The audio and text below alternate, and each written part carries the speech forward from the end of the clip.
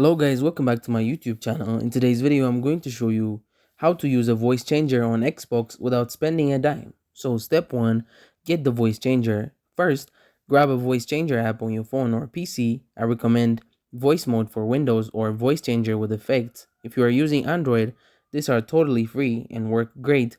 If you are on PC, open voice mode and choose your favorite voice filter, Robot Kid, Dip Voice, literally anything.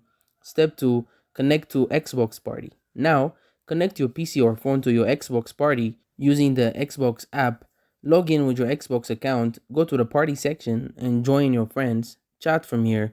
There, basically, your voice will now become through the app. So any sound from your mic will go into the party. Step 3, use voice changer in real time. Make sure your mic is set to use the voice changer, then speak. Your friends will hear your transformed voice in real time. You can switch effects live for extra fun, and that's it.